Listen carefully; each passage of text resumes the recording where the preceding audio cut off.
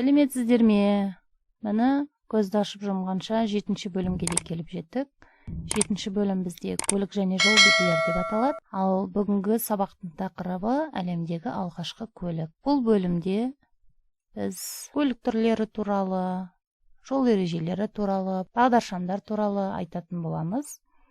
Ал грамматикалық тақырыптарға келетін болсақ, біз 5-ші сыныптың басынан бері фонетика, лексикология, сөз жасам тарауларын өтіп болдық. Енді морфология тарауына қадам басып жатырмыз. Әдеттегідей бірінші тапсырма мәтінді оқуға берілген. Бұл мәтінде жер бетіндегі ең алғашқы автокөлік Францияда пайда болғаны туралы айтылады. Инженер-механик Николас Джозеф Кагнот пен әскери механик Брезин бумен жүретін тұңғыш көліктің үлгісін құрастырып шығарды дейді. Алайда бұл алғашқы көліктің жылдамдығы өте баяу болатын. Ол сағатына бар болғаны 4 шақырым ғана қозғалатын. Тек бұл көліктің артықшылығы ол үлкен көлемдегі жүкті, яғни 5 тонна жүкті тасымалдай алатын еді. Бірақ бұл көліктің тежегішінде ақау болады, сондықтан ол бірнеше рет жол апатына ұшырайды. Нәтижесінде Франция билігі 1771 жылы көліктің шығаруын тоқтатуды шешеді.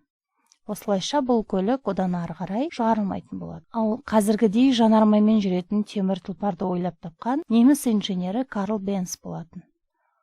Ол 3 дөңгелекті және 2 орынды көлікті ойлап тапты. Оның туындысы, оның жасап шығарған мәшинесі атсыз күйме деген атаумен танымал болды. Автокөлік сырттай қараған кезде аты жоқ күймеге ұқсайтын. Сонымен қатар, келесі бір дереккөздерде жанармаймен жүретін алғашқы көлікті ойлап тапқан өнертапқыш Зигфрид Маркус деп көрсетілді. Ол 1875 жылы көлік құрастырып шығарады, ал ол көлік сағатына 15 шақырымға дейін жылдамдықпен қозғалады екен. Ал сағатына 100 шақырым жылдамдықпен жүретін алғашқы көлік 1899 жылы Парижде пайда болыпты.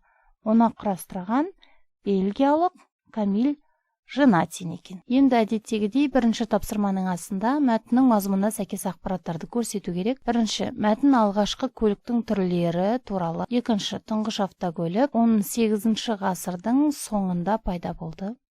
Үшінші, бумен жүретін көліктің тежегіші әлсіз болды. Сағатына 100 шақырым жылдамдықпен қозғалатын көлік алғаш рет Францияда пайда болды, бірақ оны құрастырған бельгиялық еді. Бірінші тапсырманың әсінде қарамен жазылған сөздің мағынасын табыңдар дейді. Баяу қозғалу, ақырын қозғалу, тиімді автокөлік, қолайлы автокөлік, тұңғыш көлік, бірінші көлік, темір тұлпар, автокөлік. Бұл сөздердің синонимдері, ары қарай. Енді бүгін бізде негізгі сөздер және көмекші сөздер туралы тақырып берілген. Жалпы сөздер осындай үлкен 2 топқа бөлінеді. Негізгі сөздер және көмекші сөздер болып. Негізгі сөздер ол заттардың, құбылыстардың, олардың түр-түсінің, сан-сапасының, мезгіл мекенінің, іс-қимылының атын білдіреді. Ал көмекші сөздер негізгі сөздермен тіркесіп, тіркескен сөзінің мағынасын толықтырады, сөз бен сөзді байланыстырады. Негізгі сөздер белгілі бір сұраққа жауап береді, ал көмекші сөздер ешқандай сұраққа жауап бермейді. Негізгі сөздер сөйлемде өздігінен сөйлем мүшесінің қызметін атқара алады, көмекші сөздер сөйлемде өздігінен сөйлем мүшесі қызметін атқара алмайды. Негізгі сөздерге мысал: күн, жер, кітап, гүл, он, кел, жақсы, бүгін, сегіз, қызыл деген сияқты сөздерді жатқызуға болады. Ал көмекші сөздерге де, үшін, дейін, туралы, соң, арқылы және әрі деген сөздерді жатқызуға болады. Яғни байқаған болсақ, негізгі сөз болу үшін ол сөз белгілі бір сұраққа жауап беру керек, міндетті түрде. Мысалы, күн десек, оған не деген сұрақ қоямыз. Жер десек, оған да не деген сұрақ қоямыз. Сегіз десек, оған неше, қызыл десек, қандай деген сұрақ қоя аламыз. Және ол сөйлемде тұрған кезде бастауыш па, баяндауыш па, толықтауыш па, әйтеуір бір сөйлем мүшесінің қызметін атқара алады. Сол бір сөйлем мүшесінің орнында қолданыла алады. Және бір заттың атын білдіріп тұрады, немесе оның санын білдіріп тұрады, іс-қимылды білдіріп тұрады. Әйтеуір бірдеңені, бір мағынаны білдіріп тұрады. Ал көмекші сөздер ондай емес. Олар сөйлемде сөйлем мүшесі бола алмайды. Мысалы, дейін деген сөзді алайықшы. Дейін деген сөзге біз ешқандай сұрақ қоя алмаймыз. Мектепке дейін деп айтатын болсақ та, неге дейін, қай жерге дейін дейміз. Сонда сұрақтың көзіне дейін деген сөзді қосып айтамыз, иә? Ал дейін деген сөздің көзіне ешқандай сұрақ қоюға келмейді. Кім, қанша, неше деген сияқты, қалай, қандай, тілімізде қанша сұрақ бар болса да, солардың біреуіне де жауап бере алмайды екен. Туралы деген сөзге де, мысалы, ол туралы десең, кім туралы деп сұрайсың. Ол кезде де ол деген негізгі сөз болып тұр. Ал туралы деген көмекші сөзге біз ешқандай да сұрақ қоя алмаймыз. Бірақ көмекші сөздер неге керек бізге? Ол сөйлемдегі негізгі сөздерді бір-бірімен байланыстыру үшін керек екен. Мысалы, мен ол айттым десең, сөздің мағынасы болмайды, иә? Сөйлемнің мағынасы болмайды ешқандай да. Ал мен ол туралы айттым десең, онда ол туралы деген кезде осы туралы деген сөздің атқарып тұрған қызметін көреміз. Ол мен айттым деген екі сөзді бір-бірімен байланыстырып, кәдімгі сөйлемге мағына беріп тұр екен. Яғни өзі тіркескен сөздің мағынасын толықтырып тұр. Сол екі сөзді бір-бірімен байланыстырып тұр екен. Бірінші тапсырманың басында осы мәтіннен көмекші сөздерді тауып, оларды тіркескен негізгі сөздермен бірге көшіріп жазыңдар дейді. Үлгіге үшін, жету үшін деген мысал беріп қойыпты. Енді мен мәтіннен бірнеше ғана мысалды тауып алдым. Мысалы, дейін, өздеріне дейін, ана 4 шақырым ғана, деген, атсыз күйме деген, дейінгі 15 шақырымға дейінгі деген сөздерді таптым. Ары қарай осы мысалмен өздеріңіз іздеп тауып алыңыздар. Бірінші тапсырманың высында мәтінге сүйеніп кестені толтырыңдар дейді. Заттың атын білдіретін сөздер, заттың санын білдіретін сөздер және қимылды білдіретін сөздерді топтап тауып жазу керек. Заттың атын білдіретін сөздерге автокөлік, Франция, механик, жоба, көлік, үлгі, жылдамдық, сағат, жүк, шешім, инженер деген сөздерді жаздым. Санын білдіретін сөздерге 4, 5, 1771, 1875, 15, 100, 1899 деген сөздерді алдым.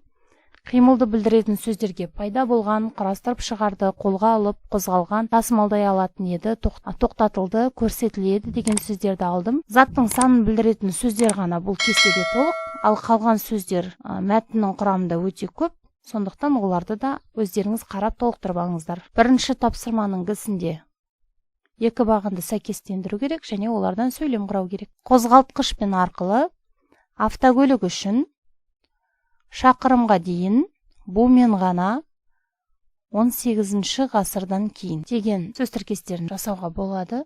Мынандай мысалдар келтірдім. Осы мысалдарға қарап отырып, өздеріңіз сөйлем құрастырыңыздар. Автокөліктер қозғалтқыш арқылы жүреді. Әлемде ең алғаш пайда болған көлік сағатына 4 шақырымға дейін ғана қозғала алатын. Қазіргі уақытта автокөлік үшін сағатына 100 км-ден көп жол жүру қиын емес. Алғашқы автокөлік бумен ғана жүретін еді.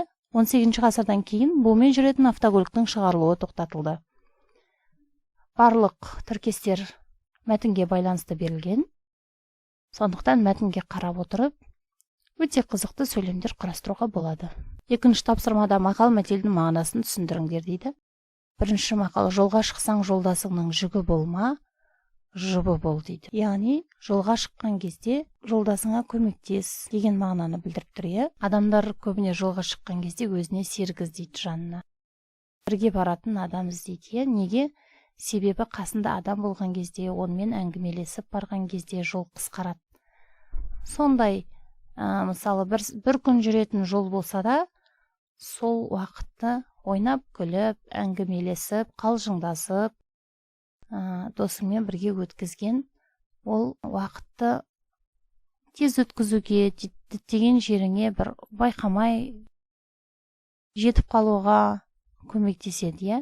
Ал жалғыз өзің жүрсең, мысалы, ол кезде сол 24 сағат уақыт 48 сағат сияқты болып көрінуі мүмкін. Себебі ішің пысады деген сияқты. Мына жерде жолдасыңның жүгі болма деп тұрғаны, ол жолдасыңа ешқандай қиындық келтірме, оған керісінше көмектес деген сөз. Сонда ғана сіз өзіңіздің мақсатыңызға жетесіз, діттеген жеріңізге барасыз. Үшінші мақал мәтелде жол қуған қазынаға жолығады, сөз қуған бәлеге жолығады дейді. Яғни жол қуған деген ол бір мақсатты көздесең деген сөз. Егер де бір мақсатты көздейтін болсаң, мысалы мықты маман болғың келсе көп ізден дейді, түбінде сол мақсатыңа жетесің, мықты маман боласың дейді. Немесе өзіңіз қызығатын бір тақырып болса, мысалы сол туралы көп ізденсеңіз, түбінде өзіңізге қажетті мәліметті табасыз деген мағынаға келеді. Ал сөз қуған бәлеге жолығады деген сөз, өсекке жолама деген сөз ғой. Бәленше бедеп айтты, түгенше сөйдеп айтыпты деген. Бұндай сөздердің барлығының соңы жақсылыққа жеткізбейді. Енді бұл менің ойымша, сіздер де өздеріңіз ойланып көріңіздер, жаныңыздағы адамдардан сұрап көріңіздер, тағы да қалай түсінуге болады осыны. Осы мақал-мәтелдерді. Үшінші тапсырмада берілген сөздермен тіркесетін көмекші сөздерді тауып жазыңдар дейді. Бұл сөздерді көмекші сөздермен тіркестіру үшін соңына жалға қойған ыңғайлы. Сондықтан мектептің деген, тің деген іліксептіктің жалғауын пайдаландым. Мектептің ішінде, мектептің сыртында, мектептің қасында, мектептің жанында, мектептің алдында, үстелдің үстінде, үстелдің басында, үстелдің бетінде, үстелдің астында, үстелдің қасында деген сияқты көмекші сөздерді тіркестіруге болады. Бұдан да басқа көптеген көмекші сөздермен тіркестіруге болады бұл сөздерді. Өздеріңіздің нұсқаларыңызды жазыңыздар. Енді 4-ші тапсырмада 33-ші аудио берілген тыңдалым тапсырмасы. Бірақ ол мәтін сюжеті жоқ мәтін болғаннан кейін бұны мазмұндағанға ыңғайсыздау, сондықтан өздеріңіз тыңдап алыңыздар.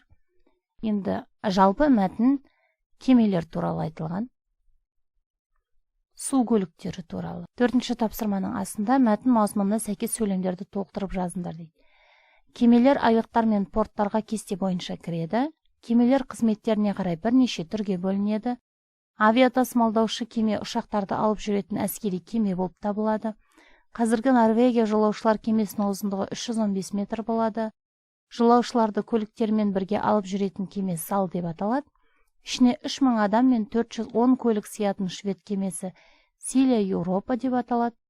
Су астында бірнеше ай жүретін кемеде арнайы камералар болады. Сүңгуір қайықтар ғылыми зерттеу жұмыстарына қолданылады. Мәтін өте қызықты, сондықтан міндетті түрде тыңдап алыңыздар. 5-ші тапсырмада көмекші сөздерді табыңдар деп берілген. Бірінші сөйлемінде кеме жолаушылар мен жүк таситын ең танымал су көлігінің бірі дейді. Бұл жерде сөйлемдегі басқа сөздердің барлығына сұрақ қоюға болады, тек мен деген сөзге ғана сұрақ қойылмайды. Ол жолаушылар және жүк деген екі сөзді бір-бірімен байланыстыру үшін қолданып тұрған шылау сөз, сондықтан оны көмекші сөз ретінде белгілей аламыз. Екінші сөйлемде кейбір кемелер жүк тасымалдаумен ғана айналысады дейді. Бұл жерде де дәл алғашқы сөйлемдегідей ғана деген сөз ешқандай сұраққа жауап бермейді.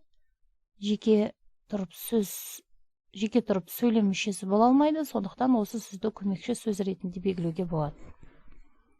Үшінші сөйлемді өздеріңіз ойланып көріңіздер. Меніңше бұл жерде болатын болса, тек жүргізуде деген көмекші сөз бола алады. Ары қарай 5-ші тапсырмада осы үшінші сөйлемге байланысты сіздердің пікірлеріңізді білгім келеді. Қайсы сөзді көмекші сөздер деп есептейсіздер?